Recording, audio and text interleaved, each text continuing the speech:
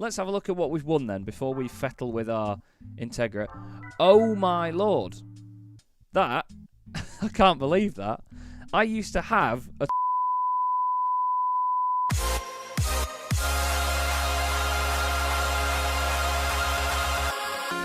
Hello again, everybody. Welcome to another episode of Gran Turismo 2 here on Chaz Draycott Media. Last time out, we took our little MX-5 here and our wonderful RX-7 to the French Nationals. We finished the American Nationals in our Integra, and then we moved over to the French. We saw that the cars were a little bit too expensive, and we would need to do a lot of grinding to get there. So we just smashed the series out in Japanese cars just to get it done and out of the way, because to be honest, I'm not that interested in owning a French car. Next up, though, we have the UK Nationals. In this whole sort of structure that we're going through of these championships that you see here, UK Nationals are next up, and then we can look at the Italian Nationals. So that means we need a car from the UK. Now, there's not a massive amount to choose from when it comes to the British Series here. We can go to Mini and MG. I think that's basically going to be the only one that we can really afford anything from. Maybe not. We do have the Mini Cooper 1.3i, but that's probably about 90 horsepower, if that. Okay, I overestimated it. We do actually need to even check what power we can go up to. I mean, I imagine we're not going to get anywhere near it. But still, what are the power bands here? 197, 345, 394. Quite a lot of power needed then. And again, we're getting to that point where we're going to sort of bankrupt ourselves to get through these. But afterwards, you start doing series where you win cars, and you can sell those cars for quite a bit of money. We'll have a look at Jaguar and Lotus, just for the sake of it. I know that the Jaguars, yeah, they're going to be a lot of money. XJR vehicle.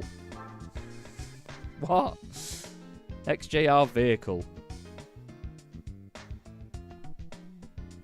I don't know what that could possibly be translated from, but there's just a vehicle. Lotus, they're probably not going to offer much in the way of cheap cars either, to be honest with you. No. No, they're not. There's 2 pages. Oh! Oh! Oh, dearie me. That's basically an Exige, isn't it? Wow. It does make it look like that there is some grinding on the cards, doesn't it, I'm afraid? Because this is expensive. Well, all we can afford is a Mini. And I don't want to get a Mini because it's dog slow. We don't get used cars like we do in Japan. I don't want to spend most of our budget on a 1.3 litre Mini. I think we need to reassess again and consider what series or special events we can do with the cars we've got. Because you get these front and rear wheel drive challenge cars, or series I should say. The FF challenge, now we have our Integra for this. We don't have an IC license. We're going to have to get that soon. And I think our Integra is actually too powerful for this. It's not. So we will do this. We'll jump in and crack on with the FF series. Oh, there you go. Equip parts. Interesting. How do you mess with it? To turn the power down so you can do... Oh, I suppose you go into tune, don't you? So we'll go straight into... Oh, what am I doing? We'll go straight into that race, and then we'll detune it, essentially. And we'll go to there.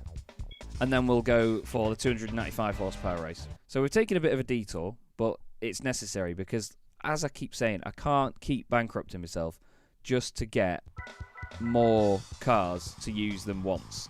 We need to get more use out of the cars we already have. I think that's part of the economy in this game. It's very difficult to keep your money up while having cars that you can use in every series, without having to grind at least. Let's take our turbocharged Integra around the abyss that is Midfield Raceway. So all of the cars here will have similar characteristics in the way they handle.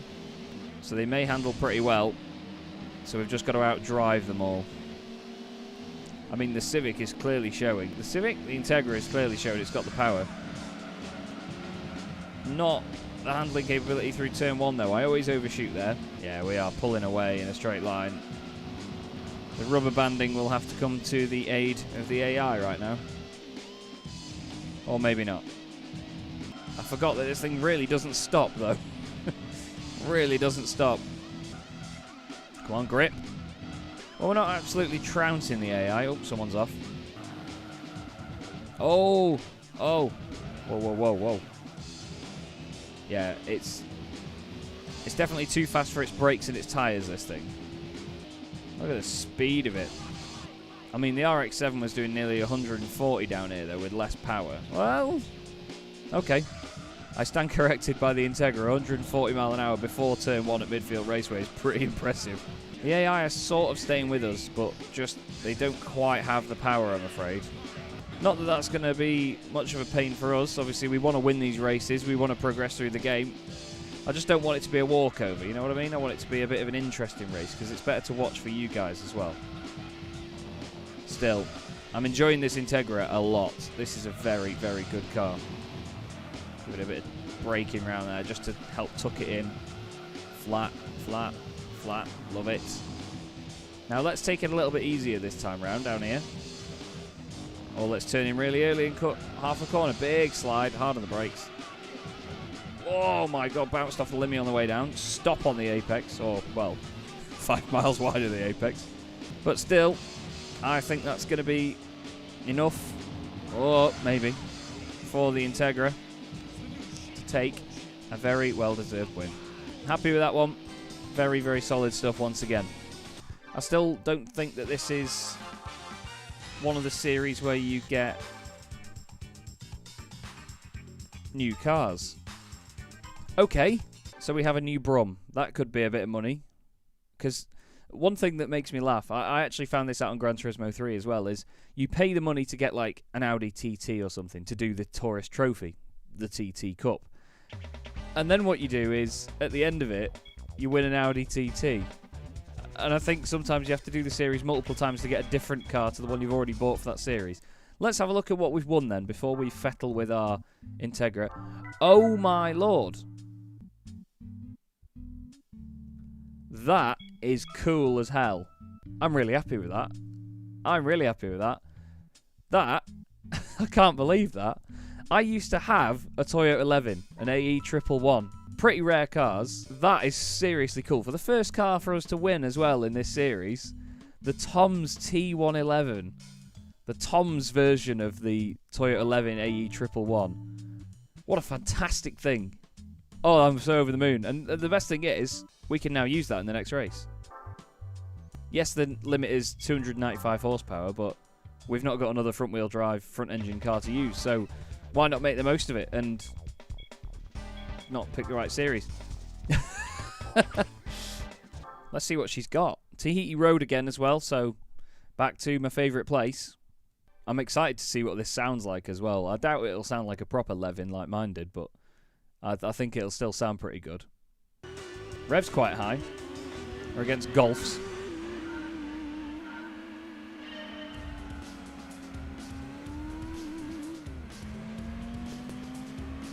It does rev quite high. I'm not sure if it comes in any other colour than bright yellow, but I don't really mind that it is. But either way, I've got 11. I've got 11. I'm well happy.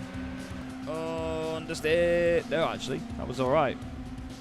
Yeah, suck my Levin. Oh, it handles so well. As you'd expect from a car like this, you know, it's properly set up by Tom's. You know, it's not a brand that doesn't know what it's doing, but it's got a driver that doesn't know what he's doing. Oh my god. Hello, hello. Was that a Tigra? This thing is so stable. It's brilliant. It doesn't break away under brakes. I love it. I just love it. Oh man, I'm so happy. It's really cool owning a car in this, similar to a car you've owned in real life. Mine had the Toyota Racing Developments TRD rear wing on it as well. It was a good looking car. I'll put a picture of it up now actually. Surprised I haven't thought of doing that already.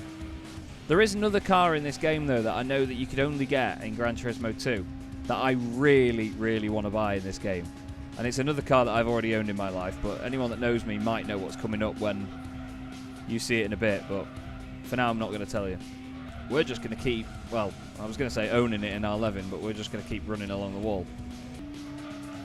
Ah! Really turned in late there. I messed that up big time. A little bit of a lift there. We're alright. I wonder if you can modify this, do anything to it, because I know that sometimes you get these special cars that you can only win, or you can only get them by winning them. You can't buy them. They're not actually available in any of the like dealerships anywhere. There's sort of like hidden cars in the game that you can only win.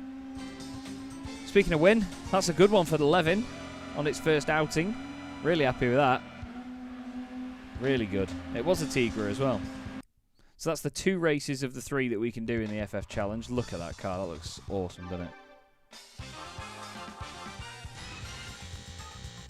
And we've got another new car. Okay. Well, we're going to save at this point. But maybe these special events could be a little bit more fruitful than we thought. Now, I imagine it's going to be a less powerful car than the one that we just won. But still, it'd be cool to see. And even if it's not something we want to use, we can always just sell it, make a bit of money from it. We're doing all right for money now as well. So I think definitely having a car and using it in more than one thing, rather than me be a bit too strict on myself and the series and just go, oh, we have to do this championship next. You know, it's better to do this. Oh! Oh! Now that's interesting because I owned an Accord Type R for a while, but that's the Mugen SIRT Japanese Accord. Now that is really cool. It's actually more powerful than the Levin as well. I don't know if I'm going to keep that or not. I think we keep it till absolutely necessary. So in terms of the championships we can do then, let's have a look at what's next up, because we could do the FR Challenge. There's one race in that we can do, which is the Clubman Stage Route 5 race, and we could easily do that in our RX-7 and then see what we win for that, because I mean, look at even the licenses. You know, we don't have the licenses for the rest of those races. We don't have the licenses for any of these. Actually, the 4-wheel drive challenge we do, but there's so many different types of these series that we could do. Lightweight K Cup as well, compact cars. I reckon there's a number of these that we could give a go to. Call me, Let's see now what happens now that the RX-7 is called upon once again. I love it. Goes off the end of the tack, look. I didn't even see what track it was, but I love the Clubman version of Special Stage Route 5. I love this shorter version. First track I ever drove on Gran Turismo. I had Demo 1 on the PlayStation 1. And this was what they put you in, basically. You could only use arcade mode. You could choose a couple of cars. I remember you could always use the old Corvette, and it was so powerful and so fast in a straight line. It was like the OP car to have. Although, this thing is the OP car to have in this series, it seems. What a noise! Love this track, though. Special Stage Route 5 has a special place in my heart. Except for these corners. These corners. See? Can't do them. You just try and carry as much speed as you can through them and it just doesn't work. Either that or you hit the inside wall and then the outside wall. One lap in the books and we're quite a while ahead. Whoa, that bounce. Put us into a big slide. And then understeer. Well, unless I mess up these last 2 corners, this seems like a pretty straightforward affair. Well, I've messed up one of them.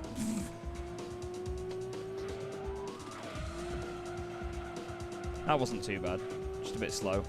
I also noticed that the pop-up headlights are up on the RX-7. How cool does that look? Oh, pop-up headlights are the dream. But there we go. A win, at least, in the first race in the FR Challenge. We can't progress any further in that because of the license requirements, so we might have to do that before long. Oh, that thing looks cool. Now let's see if we win another car, because this could start to be a real source of income. It's the most amount of money we've had, and yes, we do get a new car. So, let's see what we've got then. It's going to be front-engined rear-wheel drive, so it's probably something quite exciting. I'm very appreciative of all these cars that I get given. But this is definitely the avenue to go down if you want to earn a bit of money. And I'm pretty sure that you can redo that race and then win the car again. I think that's one of the sort of... How do you even say that? Silati? Well, I'm not sure what to expect. I'm going to close my eyes. Wow. That is garish. Is that... Now, don't hate me, but is that like a 240SX rear end on a Silvia? Or is that a Silvia with a Silvia front end on a... Either way, that is cool as hell. That is cool as hell. It may only be worth $2,000, but that is cool as hell. I like that a lot. Look at the rear wing on it. But that's going to wrap this episode up. We do need to move on and potentially do more license tests. We might have to get our international C license and then even B to move forward and do more of these special events. But they're definitely a nice discovery on our journey here. The direction of this has slightly changed. We're not going to do all those nationals straight away. I think we work towards those later. I think we maybe go through all the special events first. So we have taken a bit of a detour, as I say, but I hope you stick with me in this, and I hope you'll enjoy it because it's been very, very much good fun so far. Either way, thank you very much for watching, and I will see you next time round.